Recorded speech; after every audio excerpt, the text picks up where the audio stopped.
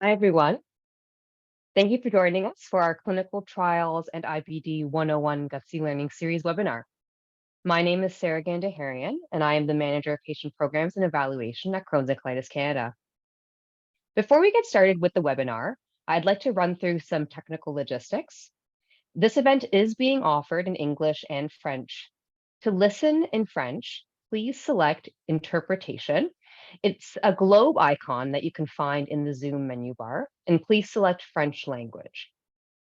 If you experience any technical problems during the webinar, please first try refreshing your website browser or relaunching the Zoom app. You can also comment in the Q&A box in the Zoom menu bar, and we'll follow up with you directly. I would also like to begin by acknowledging the Indigenous people of all the lands that we are on today. While we meet on a virtual platform for this webinar, I would like to take a moment to recognize the importance of the lands which we all call home. We do this to reaffirm our commitment and responsibility in improving relationships between nations and to improving our own understanding of local Indigenous people and their cultures.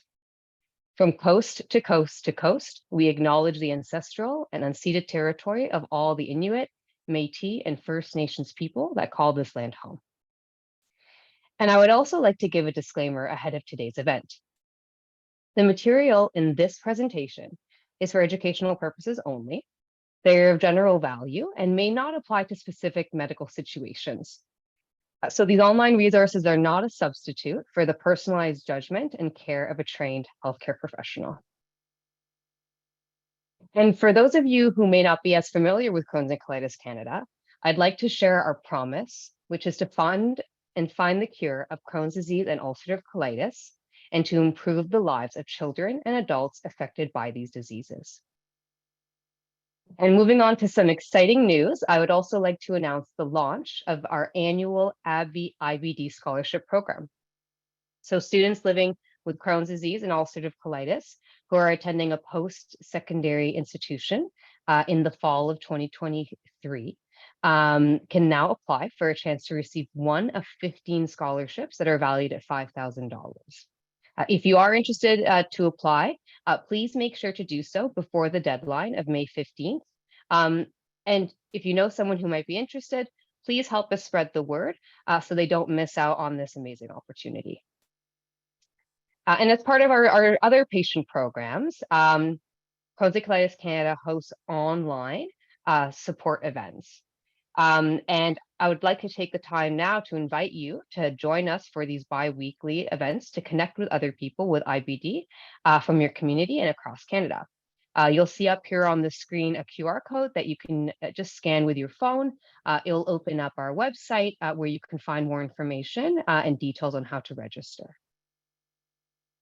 We have our next event on February 28th, then March 15th, which will be offered in English.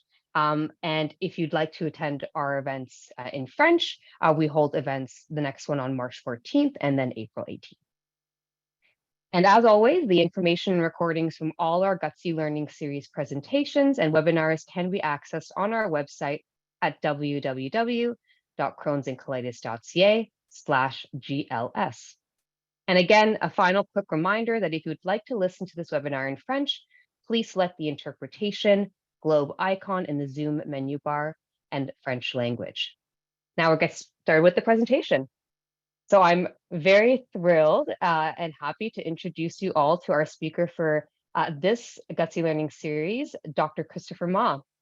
Dr. Ma is an assistant professor in the Department of Gastroenterology and an academic gastroenterologist in the Division of Gastroenterology and Hepatology at the University of Calgary. Dr. Ma was the Crohn's and Colitis Canada's Rising Star Award recipient in 2022. He was also the recipient of the Canadian Inflammatory Bowel Disease Research Consortium, or CIRC, Pioneer Grant from Takeda in 2022. With the support of Crohn's and Colitis Canada, CIRC was established in 2017 to attract and facilitate clinical studies in Canada by creating a collaborative network of clinician scientists and offering research support. Dr. Ma and his team are currently conducting the first clinical trial that directly compares which of 3 classes of biologics is optimal for achieving bowel healing. We are very excited to have Dr. Ma join us today to talk more about clinical trials and IBD. Thank you, Dr. Ma, and please take it away. Thanks so much, Sarah. Appreciate the very kind introduction, and thanks to everyone for joining tonight. It's a real pleasure for me to be here. Want to acknowledge Crohn's and Colitis Canada for all that they do for patients and for researchers across this country. And honestly, we couldn't do the work that we do without their support. So I'm going to share my slides. Hopefully you guys can see the slides now. We're going to talk a little bit about clinical trials tonight. I think that's probably the majority of my job outside of clinical work is looking at research in IBD, and a large part of that is in clinical trials. I think there are often misconceptions about what a clinical trial looks like, what it's like to participate in a clinical trial. And hopefully we'll be able to have some discussion tonight around what you can expect if you participate in a trial, and potentially what are some of the pros and cons for being in a clinical study. I don't think it's, clinical trials aren't necessarily for every patient, but they certainly are for many patients. And I'm going to try and sort of go through an overview of what we do in the trial setting, and again, whether or not it's something that might be right for you. Hopefully we'll be able to answer some of those questions tonight. So this is the breakdown of tonight's talk. I know it looks quite busy, but I think we'll start with sort of a 50,000-foot overview of clinical trials. Then we'll talk a bit about different types of studies that are being run both globally and here in Canada. We'll talk about some of the key terminology within a clinical trial setting. And then we'll talk a little bit about, again, what you could expect from a clinical trial, and, what the positives and also what the negatives are in terms of participating. Hopefully we'll leave a bit of time at the end as well for discussion and for questions. I'm happy to try and answer as many of those as we can. So to start, there is a polling question. So you'll see that launched shortly, and it's the question asks about what your current knowledge is of clinical trials on a scale of 0 to 6. And so I'll wait for the poll to launch.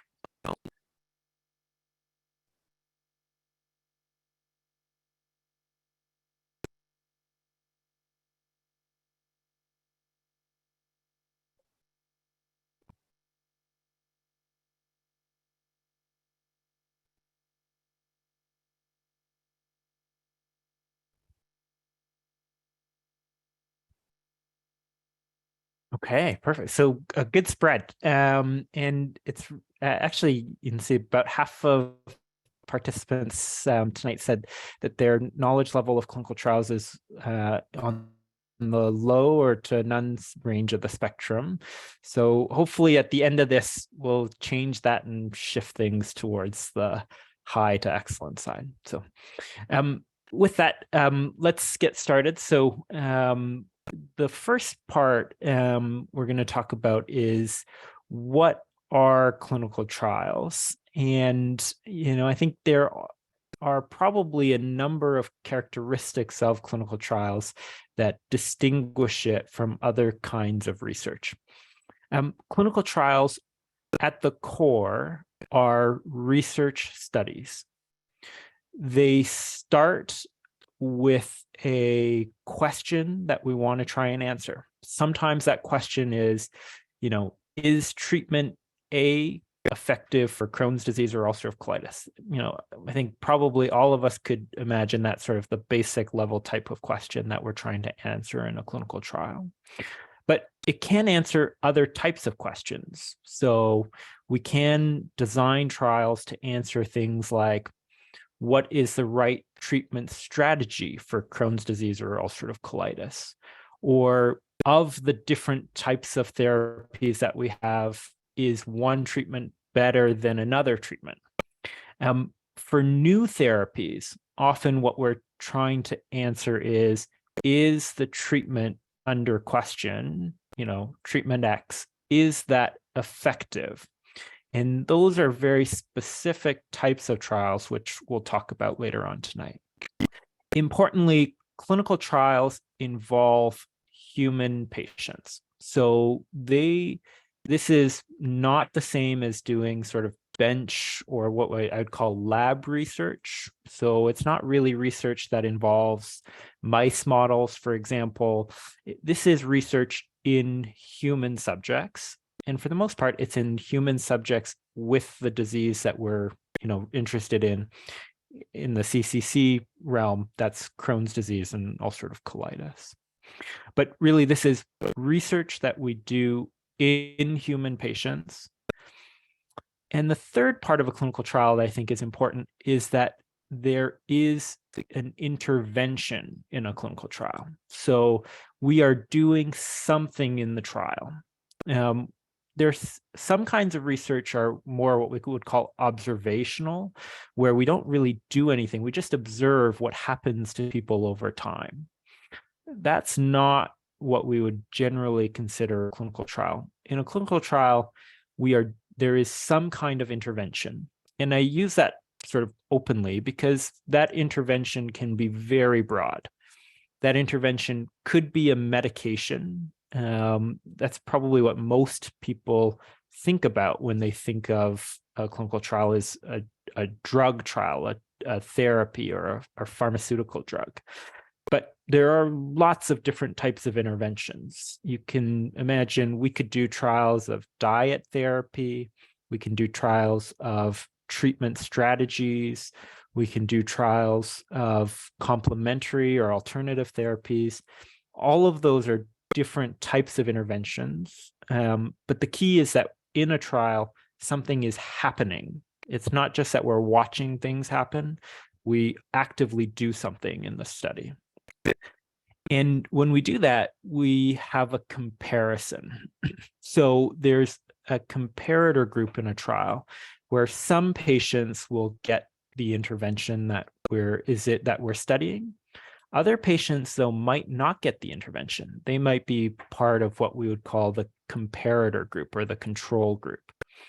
And that way we can test whether our intervention is effective against patients in the trial who haven't received that intervention. So I've put the scales up here because that's an important part of trials, is that when we try to answer questions, and a key part of that is having an appropriate comparison group to look at. The other reason I put the scales up is that one of the very important tenets of a clinical trial is that there has to be something called equipoise. And equipoise means that we don't know what the best way forward is. It could be the intervention, like it could be the new therapy, but it might not be. If we knew the answer, we wouldn't do a trial because there are some inherent risks in doing a clinical trial. So one of the very important parts of doing a clinical trial is that there has to be a question that we don't know the answer to. We want to find the best way forward, and the trial is designed to answer those questions that we have in mind. There's a number of things that clinical trials are not. And so these are all sort of things that, probably permeate some of the popular culture in terms of what people think of when they think of a clinical trial. So I've heard this comment many times that, patients often will say, I don't want to feel like I'm a lab rat in an experiment. And although a clinical trial is a research study, I think one of the important things to remember is that this is not bench research. This is not, in many senses, this is not what we would call translational type of research where we're looking at animal type models. These are studies where we have an established hypothesis. There's data to support why we're looking at a specific intervention. So we really don't want patients to feel like this. The second part is, there is, and one of the things I think when patients participate in a trial is you do share a lot of your life with us as researchers, and we try to share back with you as patients. And, we don't want it to be this, big brother type of environment. And I really don't feel like the trials that we run, patients should not feel like this, that it's this big brother, we're watching you kind of feeling. And then the third thing is, this is an old movie called Lorenzo's Oil, and it's about a father who's looking for a cure for his son. And in many respects, I think this is a beautiful, beautiful movie, but it's not at all reflective of what we do in a clinical trial setting. And the reason I say that is because clinical trials are very, very controlled and regulated and done in a very rigorous fashion. And the reason that we do that is because we want to ensure that, one, the most important part is that patients who participate in a trial are safe. And two, we want to make sure that any results that we generate are valid and true. And so to do that, we follow strict protocols in terms of how we conduct studies. And I think that gives us the best opportunity, again, to make sure that both of those demands are met, that patients stay safe and that the results are accurate. Like I mentioned, there's many different types of interventions that can go into a clinical trial. So, the most popular or the most common would be pharmaceutical trials or trials of new treatments or novel therapies in Crohn's and colitis. But that intervention can be very much tailored to the research question that you're answering. A common one, for example, is, I think probably the number one or number two question patients ask is, can I treat my inflammatory bowel disease using diet? And we have diet trials where the intervention it's not a medication, actually. It's an intervention that's based on counseling or an intervention that's based on dietary modification. The last figure on this slide is, I think what we're seeing now more of are what I would call strategy trials, where there might be different ways to treat Crohn's disease or ulcerative colitis. Do we, for example, how closely do we monitor patients with Crohn's disease or ulcerative colitis? How frequently should we do a colonoscopy? Or how frequently should we do blood tests or stool tests? Those are types of questions that we can answer in a trial, but where the intervention would be a different type of treatment strategy. So again, these trials come in all different shapes and forms. The reason that's important also is because the question that you ask really informs what kind of patients can go into a trial. So for the most part, I'd say generally for trials where we're looking at new therapies for Crohn's or colitis, we're looking for patients who have active inflammation. But there may be other trials where we're looking, for example, to see which therapies help maintain remission long-term. There, we're looking for patients who actually don't have active colitis or Crohn's disease. We probably want patients there who are in remission. Sometimes we look for trials with specific types of patients. So, for example, patients with a specific type of Crohn's disease, like perianal Crohn's or stricturing or narrowing types of Crohn's disease. So really the research question that we ask, it dictates which types of patients can participate. And I honestly do think this is true. There's not one specific patient that would say, that is a quote unquote trial patient. Trials enroll patients across the whole spectrum of disease. So The next part I would say is in terms of types of trials, we do have different types of protocols. And a protocol is really the rules by which we conduct a trial. Some trials are very rigid. So for example, a pharmaceutical trial for a new therapy. Those are generally very, very stringently conducted. They follow specific rules that everybody around the world who's participating, whether you live here in Canada or you live in Venezuela, if you're participating in that trial, everyone's following the same set of rules. And so those types of protocols are very, very strict. But we're seeing now more what I would call real world trials, where instead of following this very rigid set of rules in the protocol, there are protocols where we actually treat patients like they would be treated in day-to-day practice. They're more reflective of real-world settings. There's advantages and disadvantages to both. So although very rigid protocols are probably the best for getting truly valid scientific answers, real-world protocols, I think, often reflect what we do in day-to-day practice better.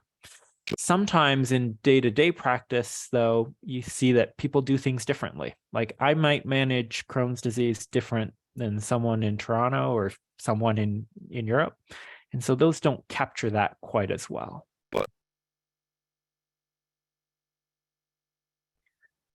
There are also different types of sponsors. And when I say sponsors, I mean who is responsible for conducting the trial.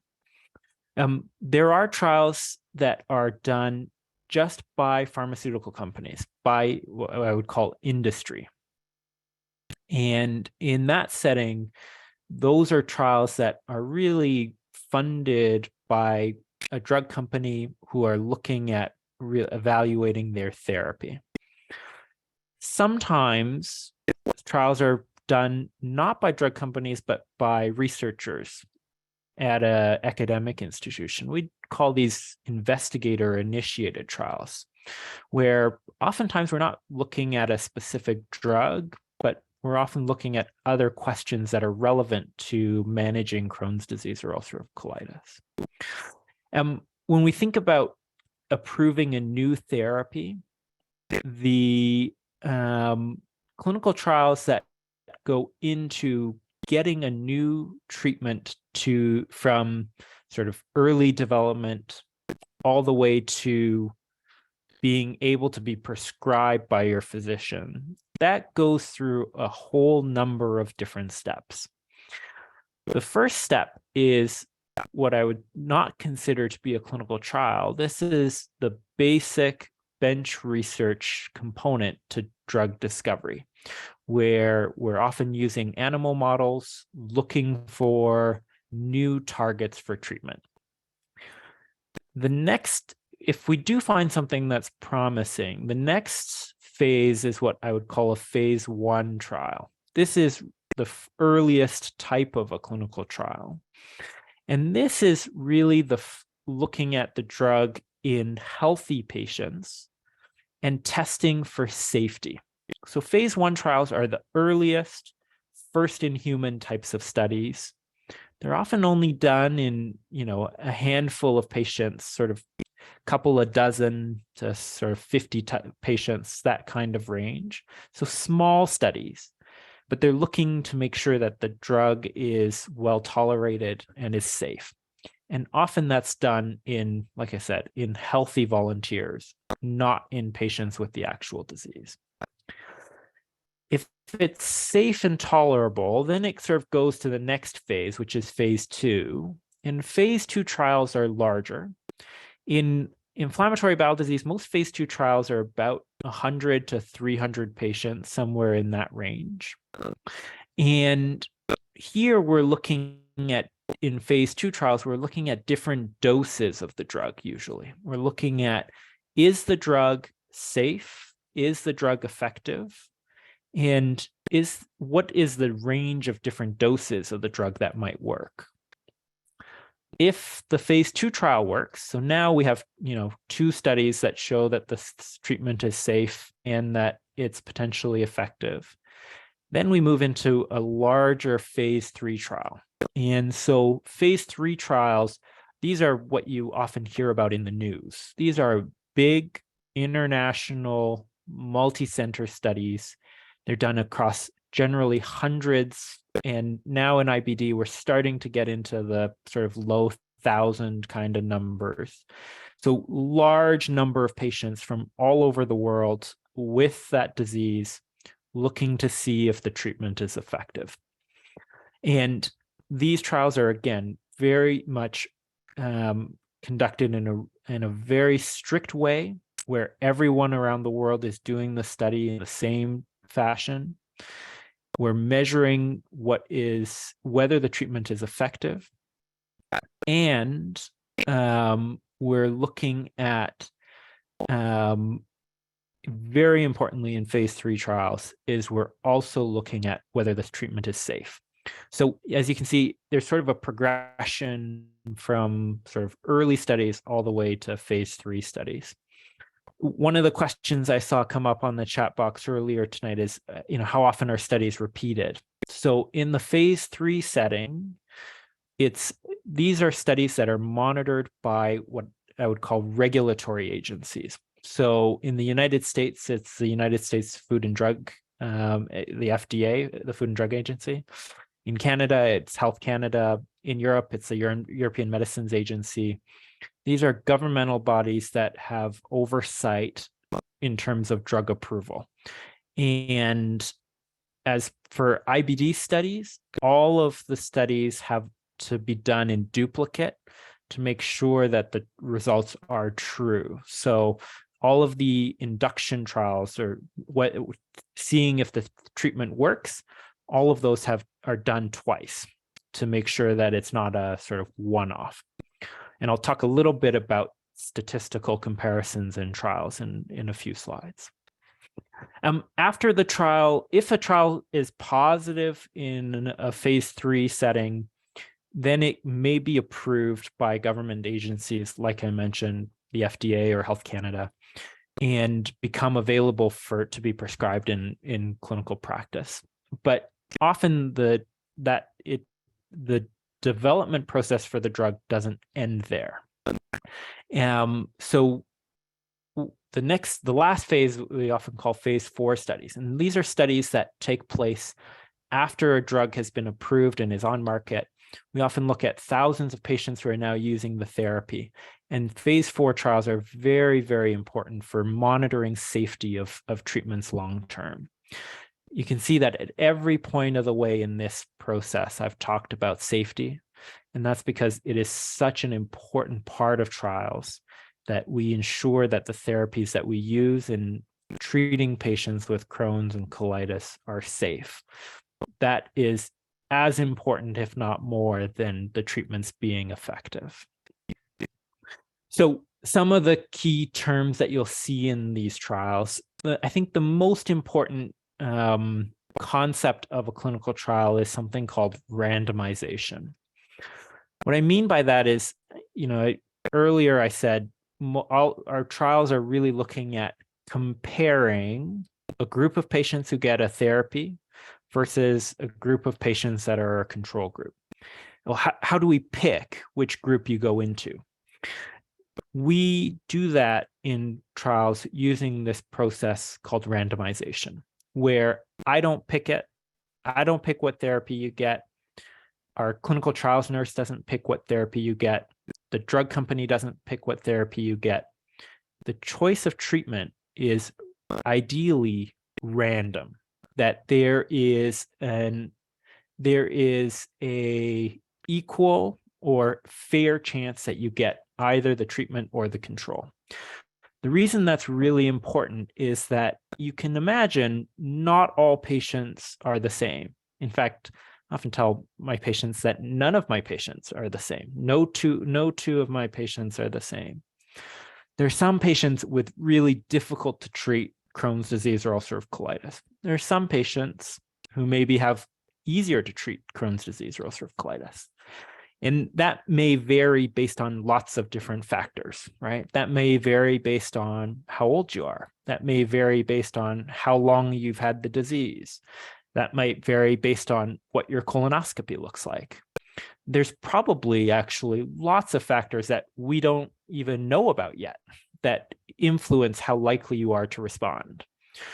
The reason that randomization is so important in a trial is that it balances all of those things out.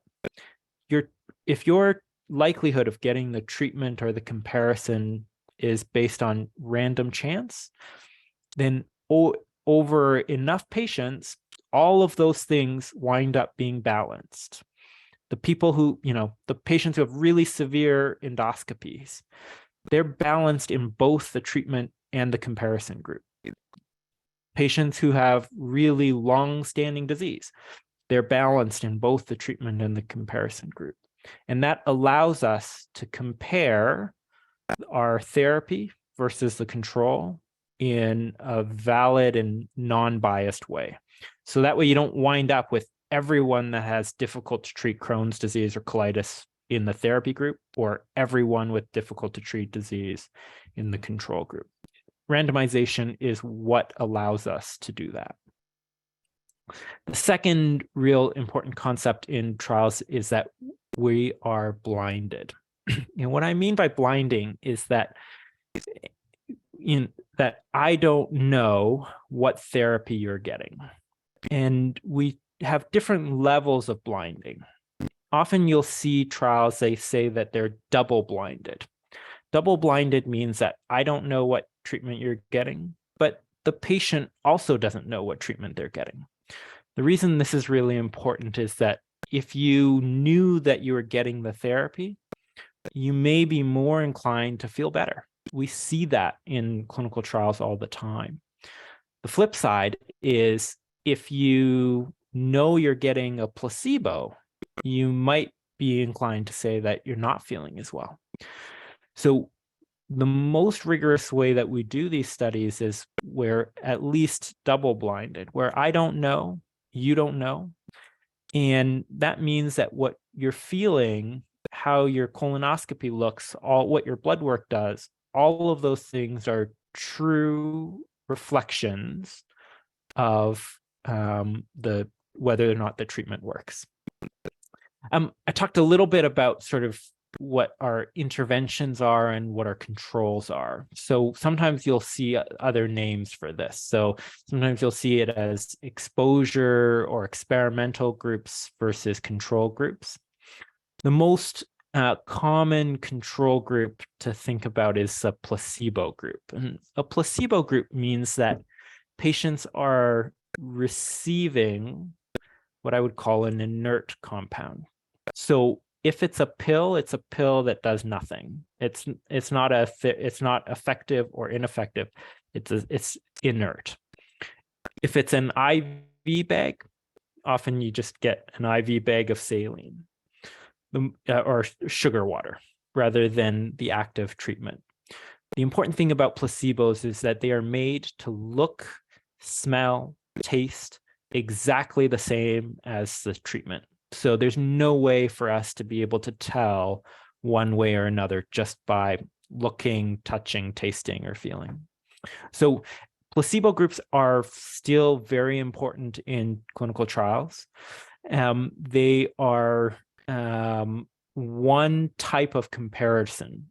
And for new therapies, we're comparing, generally speaking, new therapies against placebo. Is the treatment that you're getting better than receiving something that's not effective? At the end of a trial, we have to measure whether or not the treatment has worked or not. And that comes down to measuring a number of different outcomes or endpoints.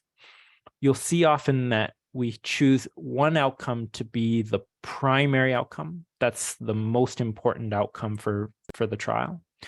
And then there are other therapies there are other outcomes that we are also interested in. So for example, we often test therapies against what we would call clinical remission. That means, do you feel that your Crohn's disease or ulcerative colitis is in remission? That's often defined by things like how frequently are you going to the bathroom? How much blood do you have in the stool? How much abdominal pain do you have? In addition to that, though, we often look at other aspects of the disease. So if we do a colonoscopy, does the colonoscopy look normal? If we take biopsies, do the biopsies look normal? So all of these are different ways for us to measure whether or not a treatment is effective. And in terms of how we define that, we compare groups and test for something called statistical significance. So statistical significance means that what we observed in the trial, it wasn't just due to chance. So for example, if you take a coin and you flip it 100 times, likelihood is you're going to get somewhere around 50 heads and 50 tails, right? But, if you got 55 heads and 45 tails, that's probably still just luck, right? That's just chance. In a clinical trial, we can't have a treatment that works just by chance, right? That would be, I think, a disservice to all the patients who participated in that trial. We want to make sure that if we say a treatment works, that treatment actually does work. And it's not just a statistical anomaly. So we test each of these different types of outcomes. And we often do that by saying, well, how many patients who got the treatment wound up in remission? What percentage of patients who got placebo wound up in remission? What's the difference between those two groups? And what's the likelihood that that's statistically just a flip of a coin? Or is that actually more than just a flip of a coin? And we have established thresholds for what that means. And so, when we talk about significant outcomes, that means that this is a real effect of the therapy, and it's not just something that was an accident or a whoopsies. So let's talk a little bit about, we're going to shift gears a little bit, talk a little bit about what you can expect in a clinical trial. I think probably the most important visit for patients and for researchers is the first visit that you come and talk to your doctor about a trial. I've highlighted on the bottom of this slide that we need to get what I would call informed consent. In all of medicine, all of the things that we do, you should expect that you be informed of what the risks and benefits are. When you go for a colonoscopy, for example, your doctor should talk to you about what are the benefits and what are the risks of having that colonoscopy. That is no different than in a clinical trial. In a clinical trial, the first visit involves typically the physician. So usually I have this conversation with patients. It typically also involves the trial team at our site. And at our site, we have an amazing trials coordinator. She, our trials nurse, she go through all of the things associated with that trial with you at that first visit. So you should be given enough information to feel like you can make an informed decision about whether or not you want to participate.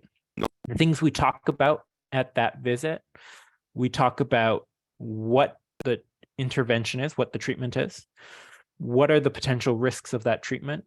We talk about what the trial is going to look like, how long is it going to be, how many visits are there going to be, how many tests you're going to need to have.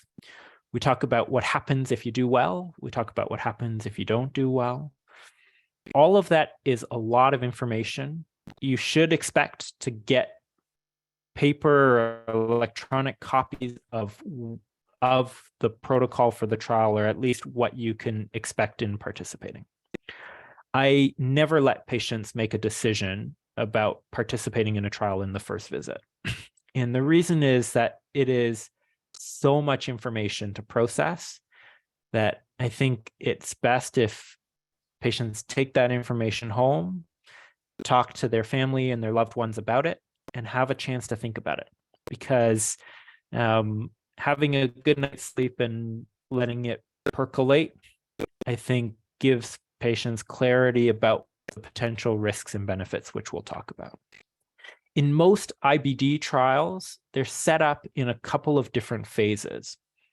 The first phase of the trial is what I would call screening. And screening means we are looking for whether or not you are a patient that fits into the criteria that we're looking for in the trial. So I talked earlier that, we enroll all sorts of different patients in trials. But for a specific study, we're looking usually for specific types of patients. So you may be asked to do questionnaires about your symptoms. You may be asked to do blood tests or stool tests.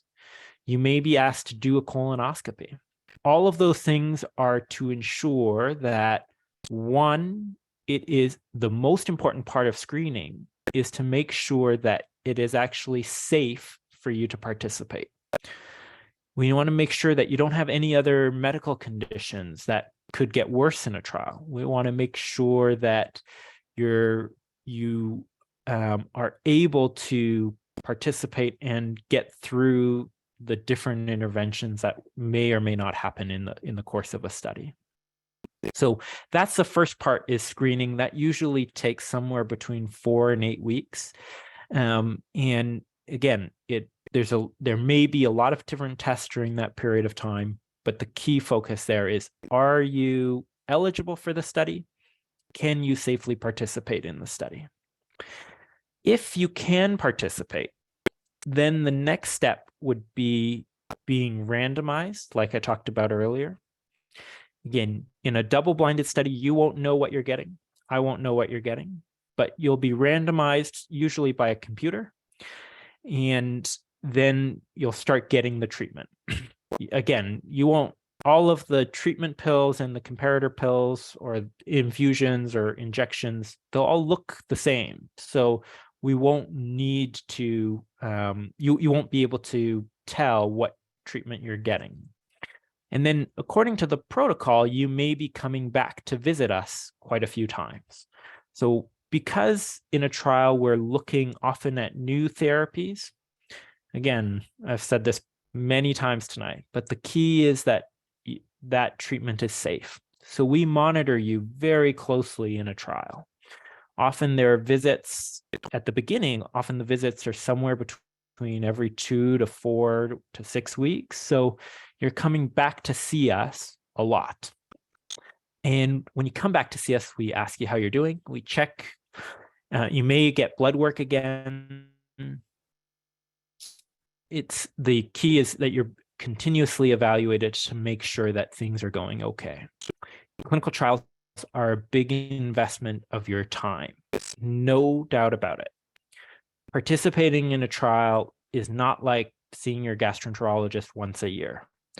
And again, the key for that is because we want to make sure that we're not doing anything that's dangerous and to make sure that you're doing well. Next in the trial, I generally tell patients things can go one of 2 ways.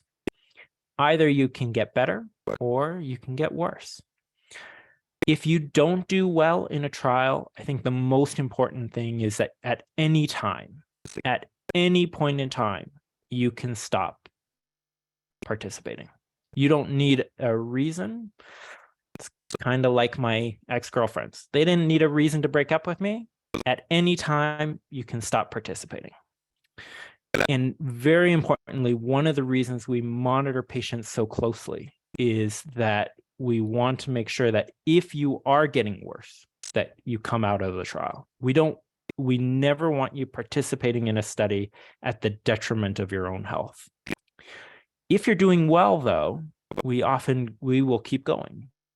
If you're improving, and again, you may be improving on the treatment, but you may also be getting a placebo. We don't know. But if you're doing well, we keep going. And I saw there was a question earlier about a long-term extension. What a long-term extension is that at the end of the trial, we find out what treatment you're receiving. If you're getting the treatment and doing well, most of the trials will keep you on the treatment long-term. And that long-term is often for several years.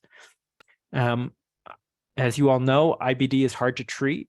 If you find something that works, I don't like throwing away that hand, right? So if the therapy works and you're doing well in a trial, we generally will continue you on that and monitor you long-term. You're not going to come in every 2 weeks long-term.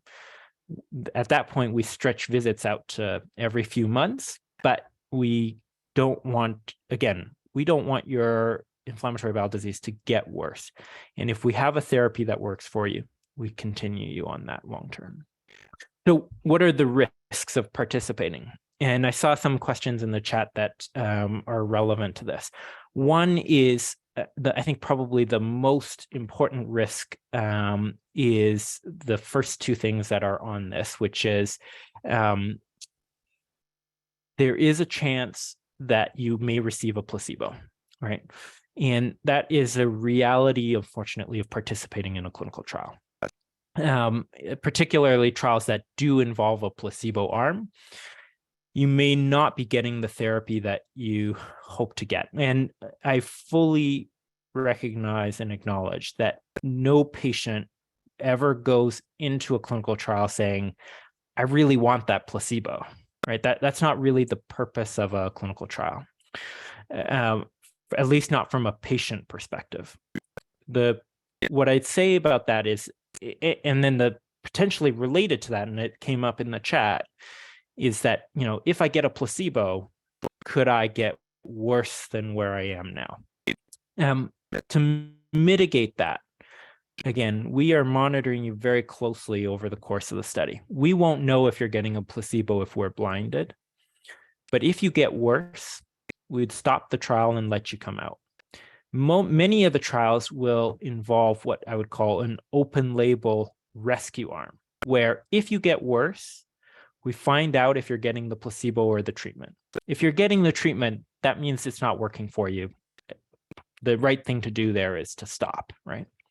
If you're getting the placebo, you can come out of the study and get the drug or the investigational drug in what we would call an open label fashion. So you know that you're getting the treatment. I know you're getting the treatment.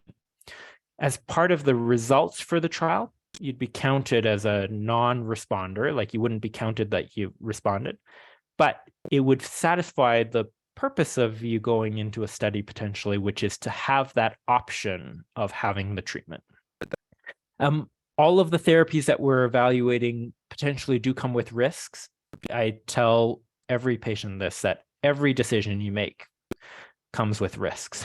There's no treatment, natural, pharmaceutical, or otherwise, that doesn't come with risks. And that's the same in a trial. In a trial, though, we monitor you very closely for side effects. We monitor you very closely for what we call these adverse events in a trial. These are potential side effects that could happen. And in most IBD trials, patients do experience adverse events, but even in placebo groups, about half to 2/3 of patients who aren't getting the treatment experience side effects.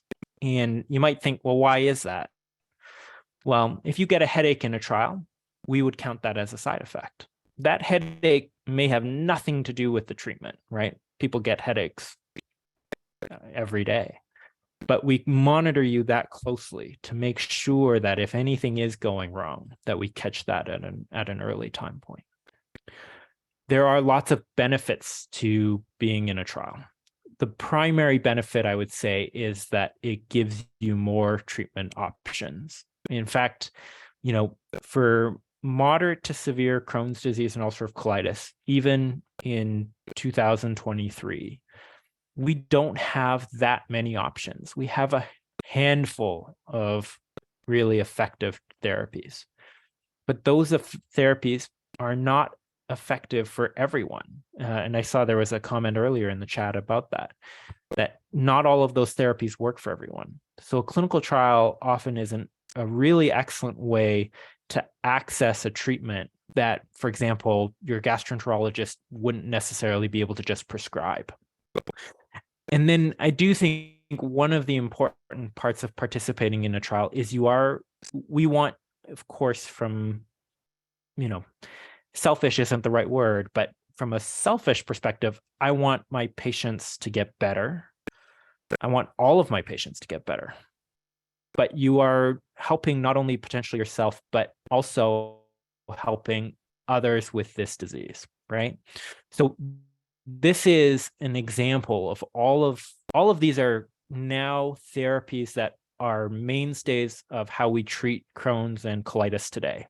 So many of you potentially will have seen or been exposed to or heard of treatments like infliximab, adalimumab, vedolizumab, ustekinumab. These are all therapies at one point in time which were experimental, which went through a clinical trial. In participating in a trial I think that's one of the most selfless things patients do, because they are investing their time, they are potentially putting themselves at risk, and they do that in one part in hopes of getting better. But I think very importantly, it does help the community as a whole find therapies that work. So this is the second polling question. I'll leave that up. So I'll let you rate your likelihood of participating in a clinical trial for patients with IBD.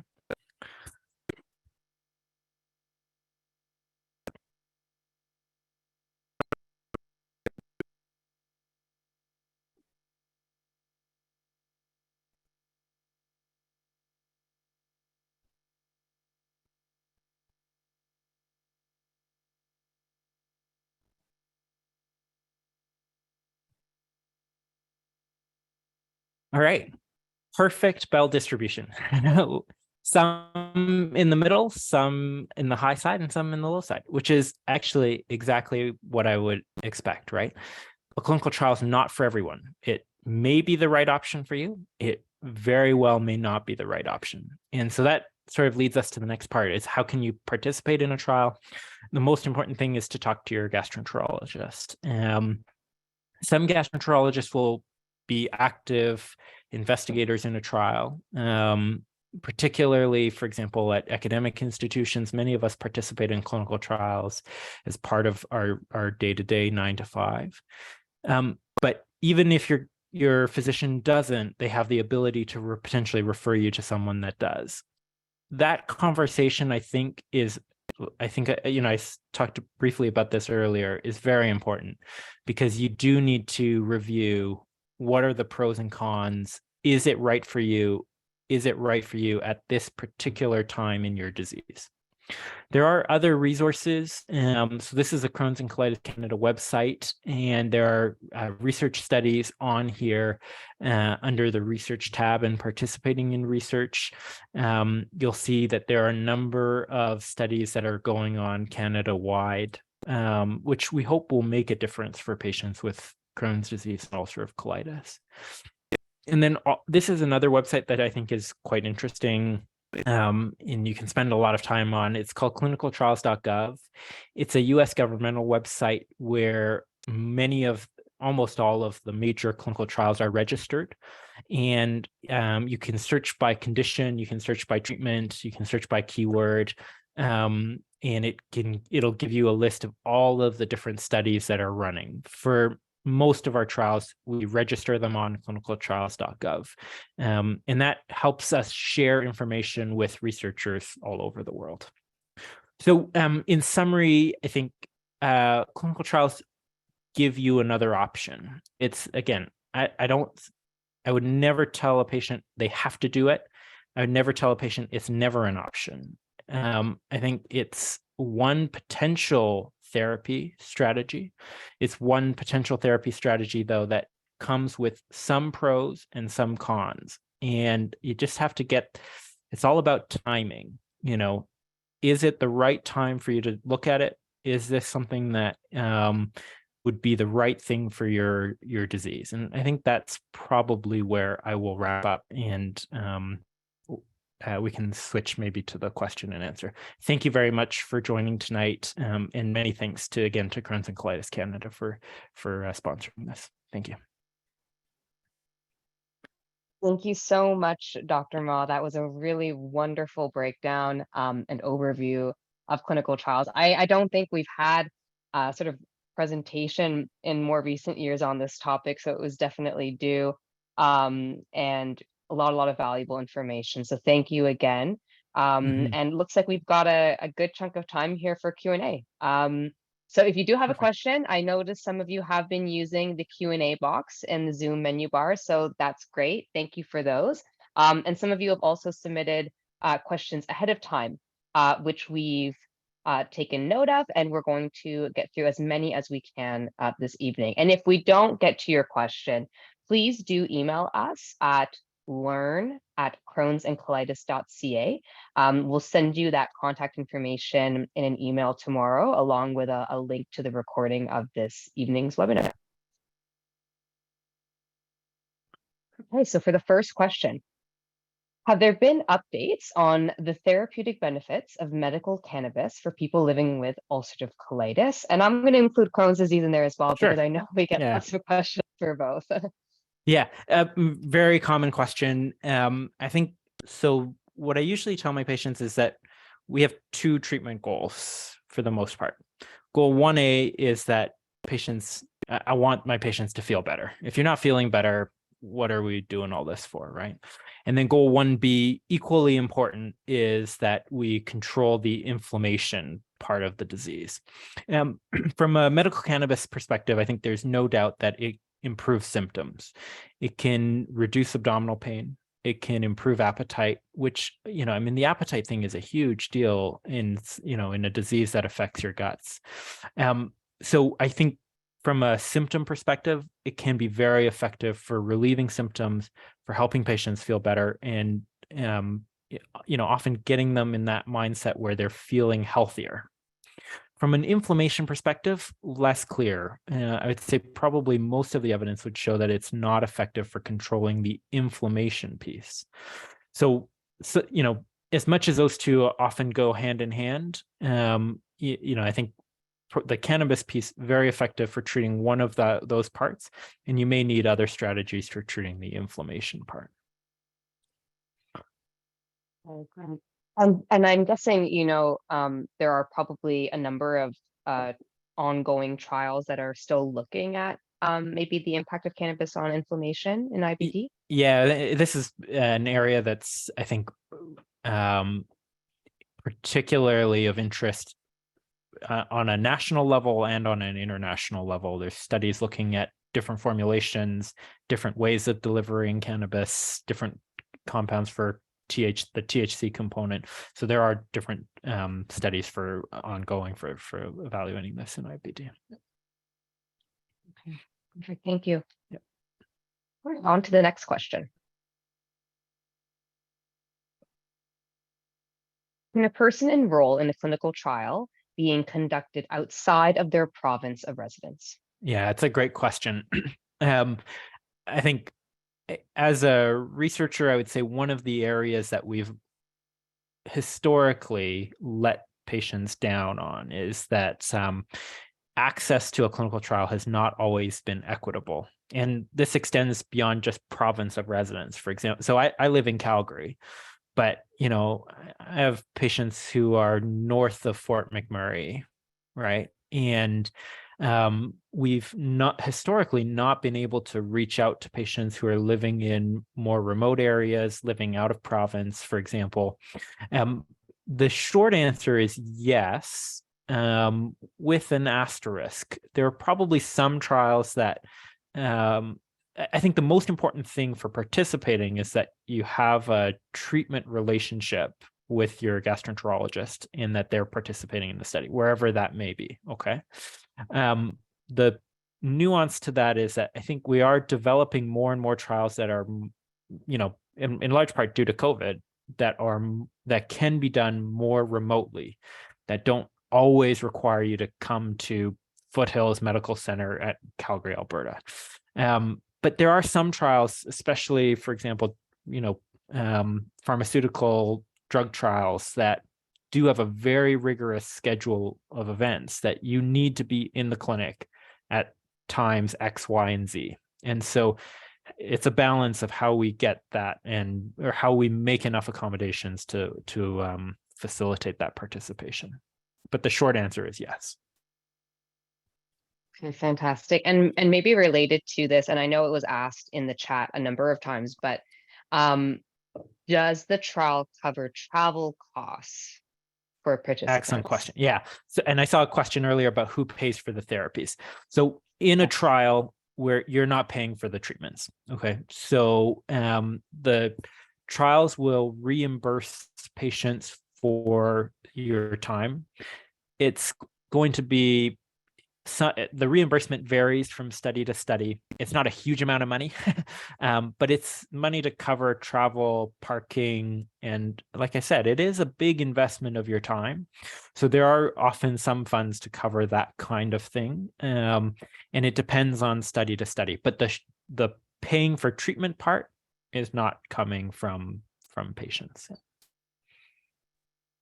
Okay, perfect. And another individual or two had asked, if you end up staying on that therapy, but the trial has technically sort of ended, how would coverage for that therapy normally work? Yeah, it's a very good question. So if you wind up enrolling in a trial and you go into the long-term extension, so again, these are often several years, then you would, whoever is the sponsor of the trial would cover the costs of the treatment during the extension period. If you wind up coming out of the trial, though, so once you stop participating in a trial, then the therapies revert to however you're covered in day-to-day care. So whether it's through your provincial drug plan or through a private insurer, it would go back to sort of your regular care. So when you're in the trial, everything is covered within the trial. When you're out of the trial, then it's sort of back to quote unquote real life. Yeah. Oh, sounds good. In the meantime, it might be the pharmaceutical company Totally. or that. Yeah, that's right. Yeah. Perfect. Next question, please. Is colon stem cell research being conducted in Canada? We actually do get this question quite a bit. And are there promising results or any available treatment options from stem cell research? Yeah, great question. Get this quite a bit. And so there is a very promising stem cell therapy for perianal fistulizing Crohn's disease. And it's a therapy that has gained a lot of traction. Fistulizing, especially perianal fistulizing Crohn's, is very difficult to treat. It's probably one of the forms of Crohn's disease that makes me very nervous when I see it. And so this is an stem cell injection therapy into those fistula tracts. There is a very large trial that there is a positive phase 3 trial of this therapy done in Europe, and there is a global, it comes back to the question around repeating to make sure that the results are valid. There is a large global trial around this treatment. We're anticipating that this will be positive, and hopefully that will become a treatment option sort of within the next 5 years. One of the things I didn't talk about is that the trial process takes a very long time. From the time that we start developing a therapy to the time that it gets approved and into your gastroenterologist's sort of prescription toolbox, that process can be 10, 15, 20 years. So I know it's a lot of time that goes into this, but that's done particularly to make sure that we get things right. But yeah, from a stem cell question perspective, I think that's probably the most promising stem cell development. Yeah, and that's a great point on just, the amount of time that it takes to really bring a drug to it being available, right, for typical, clinical practice. And Yeah, no, it does take some time. And you mentioned a global trial for the stem cell research. Do you know that, do you know if individuals in Canada are able to Yeah. access that, and how would they go So about, the trying to access it? yeah, so that specific study is now finished and completed. So they're just in the wrap up phases where we're getting to the end of the monitoring part for patients. You wouldn't be able to necessarily go into that study now. But the good news about that is that it means that the trial is near the end, which also means that the treatment is near coming. So hopefully patients will be able to access that actually just through, not just through, but through routine care rather than through a trial. Okay. Thank you. Next question, please. Can people who are 18 years old or younger participate in Yeah. clinical trial studies? Yeah, great question. And there are, I have to say, I said this sort of multiple times tonight, but safety is such a paramount consideration in clinical trials. In the past, we've often excluded groups where we felt that the potential risks are especially high, those being pediatric patients, pregnant women, for example. There are, though, more and more trials that are extending that age range. And in IBD in particular, we're starting to get to the point where we're looking at older adolescent patients, sort of that 16-year-old range. So we're dropping that age group. And then there are also trials specifically in pediatric patients. Often, though, those trials, and the national expert on this is someone named Dr. Eileen Crowley at Western University. There are more and more the time frame of when we do trials in adults and pediatrics is usually that we do them in adults first, and then subsequently later on in kids. So that delay is even longer in children. But the short answer to this question is yes, there are trials just for pediatric patients and probably even more options for that adolescent group. And it sounds like maybe more safety precautions or more, or, It's definitely a group that for sure. Yeah. And we always say, kids aren't just little adults. They're different than than little adults. So those protocols often look different. Yeah, for sure. Okay, great. Next question, please. Do researchers test whether IBD medications lose their efficacy over time? Yeah, it's a great question. So most of our trial designs now for new therapies in IBD, we have two parts. The first part is what we'd call induction, which means, does the treatment get patients better? And those induction trials are usually sort of between 8 to 16 weeks. So in the next 2 to 4 months, is this treatment going to work for you? The second part of this trial answers this question, is what we call maintenance. So after induction, if you're doing well, then you go on to a maintenance phase, and that maintenance phase tests, how durable is the response to treatment over the course of the next year. So that's the maintenance phase. And then after the maintenance phase, we talked about that open label extension. In that open label extension, we test sort of how long that treatment is going to be effective over sort of multiple years. So the short answer is yes. Again, we test, does it work and how long does it work for? Okay.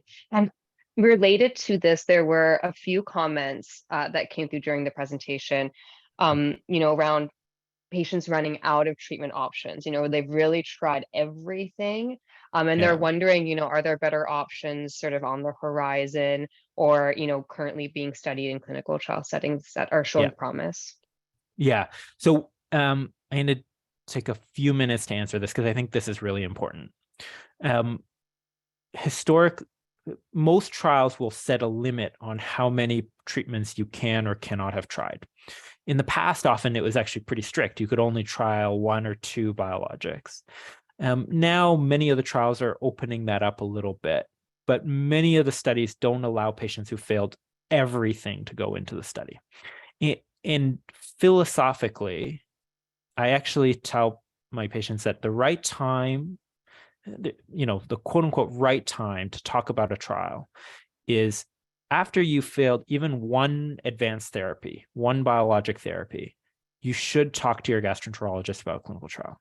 The reason that I say that is, yes, there are other options available on the market currently. Your physician could prescribe other advanced treatments for Crohn's disease or ulcerative colitis.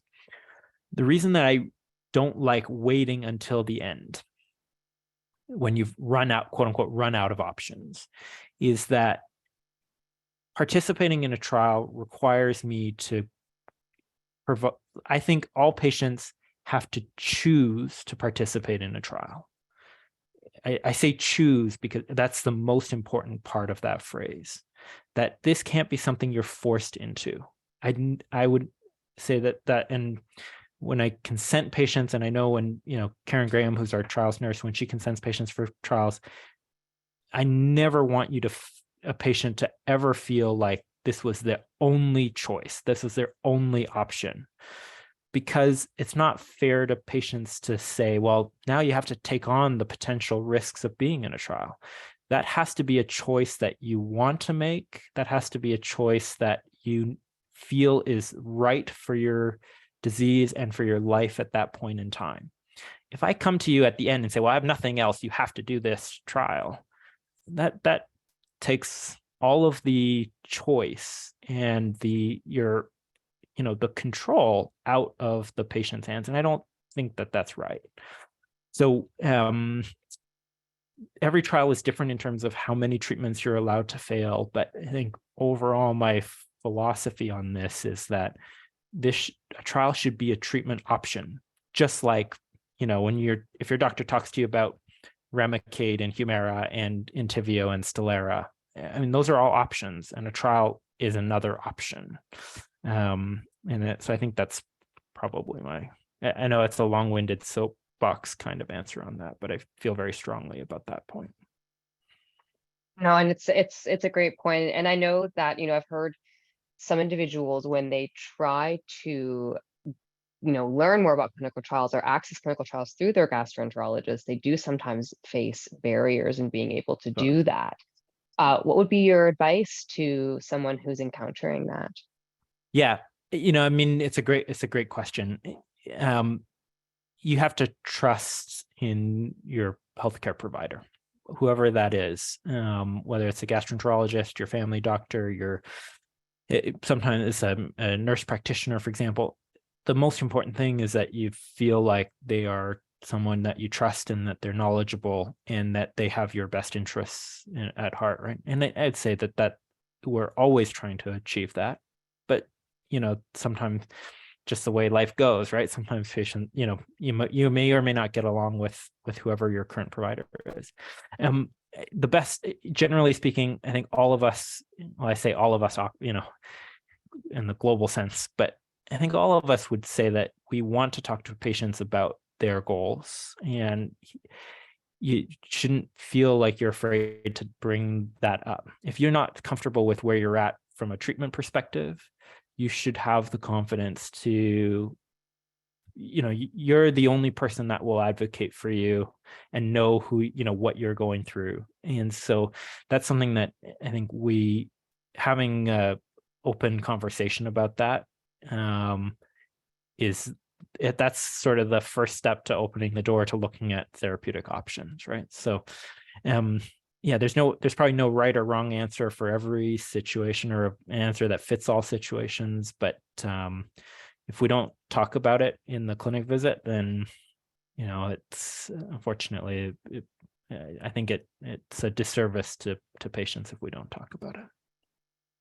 Yeah, for sure. Starting those conversations and is sort of the first step to building that openness and trust, to have those conversations with the provider. So that's a great point. Next question, please. I've been diagnosed with both Crohn's disease and ulcerative colitis, and I'm struggling to find a biologic that works for me. Given my situation, should I still be considering to participate in clinical trials? You sort of Yeah. touched on this earlier, but if there's anything else to add here. Yeah, we have very strict limits about Crohn's disease and ulcerative colitis in terms of the disease itself. This situation usually actually is that patients were diagnosed with one thing and then subsequently it turns out it's another. And Crohn's and ulcerative colitis are I often say they're sister conditions that can look very similar. Just say, clarify with your gastroenterologist what the single diagnosis is. It's usually not, it's actually not both. It's usually that it's one thing that's subsequently evolved into it may have looked like one thing at the beginning and then evolved. And yes, a clinical trial is still an option as long as that's been clarified. Thank you. Where can people read about the results and conclusions reached during clinical trials? And there were a few questions, sort of, just being able to get updates on the latest sort of clinical trial findings. Or is there a good resource to turn to? Yeah, totally. Yeah. So there's a couple of different ways to access this information. One is if you talk to the trials team that you're participating through, they will always be happy to share the results of a trial with you. We publish the results of trials openly. There are strict rules about how we publish the results, because if something doesn't work, we don't want people covering that up either. So it's we want to be sure that that the results are reported transparently. One of the ways that's done is on that clinicaltrials.gov website. It is a living library of all of the trials that have been registered and conducted there. And one of the tabs on there is actually results. And when trials are finished, they'll report the results there. They'll link those results to scientific papers that are peer-reviewed and published. And so there's sort of a number of different avenues in which those results are published. Okay. And everyone, just a reminder that along with the recording, if there were any resources that we shared, like the participate in research section on the Crohn's and Colitis Canada website and the clinicaltrials.gov, we'll share those links with everyone tomorrow, just as a refresher. Next question, please. Do clinical trial participants have to pay? Oh, actually, I guess we sort of talked about this, but this is more in relation, maybe testing. I'm assuming any additional testing, would that also be covered? Yeah. What I say is, when you're in the trial, all of the things that are related to that trial are the responsibility of the sponsor, not an individual patient's responsibility. Fantastic. Are there fecal matter transplant studies being conducted in Canada? I know sometimes this is also referred to as fecal microbiota therapy studies. And has there been sufficient evidence to show that this could induce and maintain remission in people with IBD? Yeah, super question. Very, very common question that we get. Again, short answers to these are yes, there are fecal transplant studies that are being done in Canada. There's, for example, right now, there's a specific type of IBD called pouchitis, which happens in patients after they've had a colectomy and creation of an internal pouch. And so there's a fecal transplant study looking at fecal transplants effective for pouchitis right now going on in Canada. I'd say in terms of the second part of the question, is there sufficient evidence that this is a solid therapy for IBD? I think I'd say the jury's still out. There's sort of mixed data as to whether or not it's effective particularly in ulcerative colitis. I think there's probably stronger data in ulcerative colitis than in Crohn's disease. The challenge is it doesn't, at least from the trials that have been done, I don't think this is a therapy this is not a cure for IBD, in that it may help some patients, doesn't help all patients, and many patients who it does work for initially will subsequently relapse. It's not clear what the right treatment strategy is after a relapse. So it's probably not, I would say fecal transplant for IBD therapy at this time is not prime time.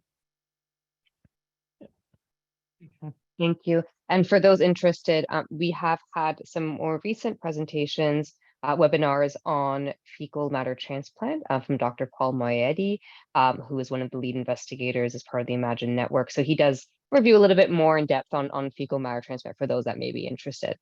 Thank you. And next question, please. Okay, so I guess, we've sort of wrapped up in terms of the questions that were asked ahead of time. There were a few more questions in the chat. I'm being mindful of time, but it looks like maybe we could answer a couple more. Of course, yeah. One that came through is it a possibility that even if a drug is successful from a clinical trial, that the drug may not be approved by Health Canada, or the drug manufacturer may choose not to market it in Canada?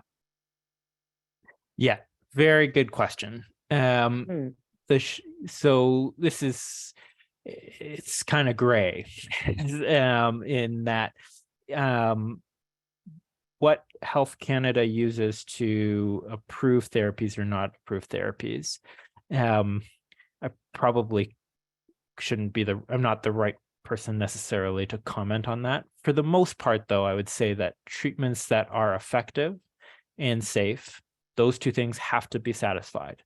Treatments that are effective and safe, they will be approved at the Health Canada level. Effective is fairly straightforward in terms of, I talked earlier about testing whether or not the results are statistically significant.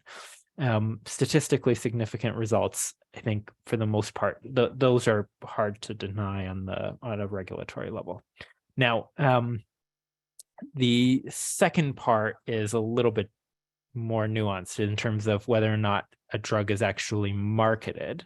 And marketed means a couple of different things. So one is the therapy going to be, will there be market reimbursement for it in terms of payers? Like, are provincial or private drug plans going to pay for a therapy? That's a different question, which, again, that may or may not happen. And then the second part is, do companies make business decisions about whether to bring a drug to a certain market or not? For the most part, in Canada, we've had excellent access to all of the advanced therapies. I'd say actually, effectively all of the therapies that in recent years that have been proven to be effective have been marketed and are available in Canada. But in the future, could a company make a business decision not to? Yes, it's their prerogative to make that type of decision. There's no legal sort of requirement that they have to or don't have to come to any specific market per se. Although, again, generally in Canada, we've been very, very lucky to have excellent access to therapy. The second part of that question is, could patients eventually lose access to therapy? We've gone through this in Canada with similar to this around sort of biosimilars and how do we apply, reimbursement rules to biosimilar therapies. Again, I can't speak for insurance companies or for payers necessarily, but I'd say my general comment on that is that if therapies are effective, if you have a therapy that is effective for you, I think it behooves your gastroenterologist to do everything in their power to advocate that you stay on treatment. And that can happen through a number of different avenues, whether or not that's compassionate drug release or compassionate access.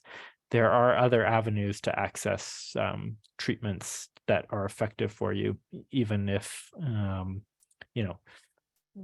company X, Y, or Z doesn't pay for it. Okay, thank you. And maybe I'll make this the last question. And maybe this was addressed earlier, but I can't remember. So apologies if it has been, but would you need to come off of the treatment that you are currently on in order to participate in a clinical trial? Yeah, this is an excellent question.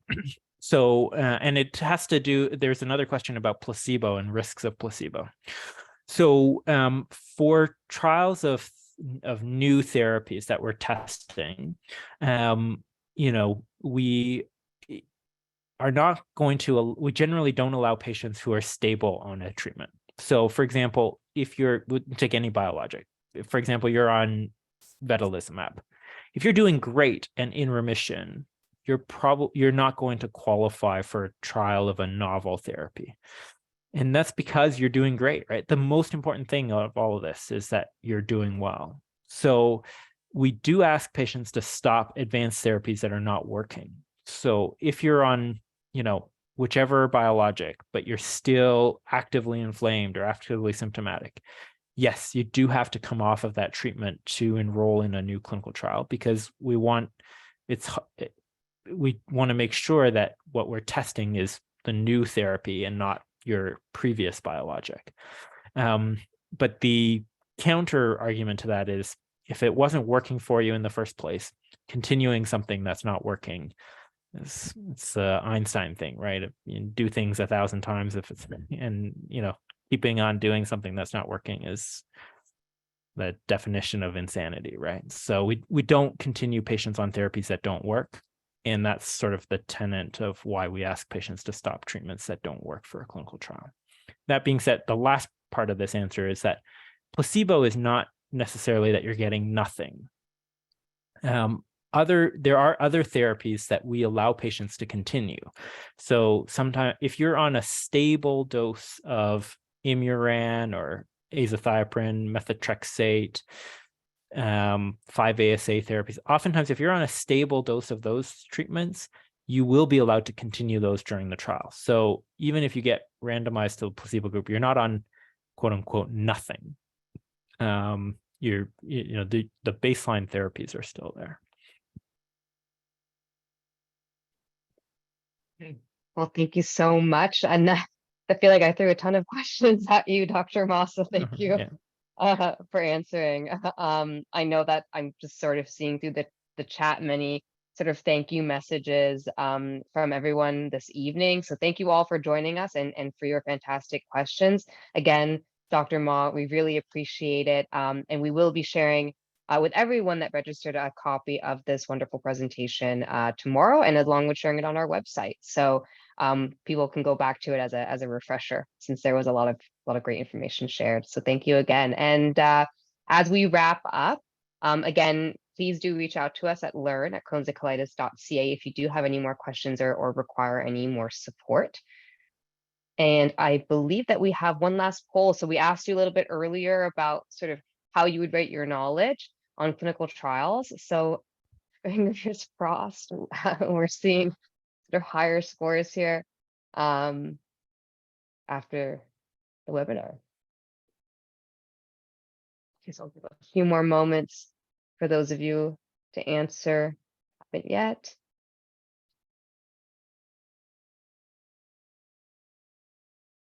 Okay, so looks promising. Looks like most of you have sort of shifted over to maybe to the high to very high. So that's wonderful. And again, we will share a copy of this presentation so you can always go back to it if you need to. And please do let us know how we did with this webinar and what you'd like covered in future education events. We really do look through every single response that we receive and take those seriously. So it should only take you 60 seconds at the end of the presentation. You'll see a box pop up at the end of the webinar in Zoom. And yeah, we really do appreciate your time. And special thanks to BG Communications, as usual, for the live French interpretation that they offer for our Gutsy Learning Series presentations. And a reminder, maybe for those that may be less familiar with Crohn's and Colitis Canada, you can follow us across a number of social media platforms at Get Gutsy Canada.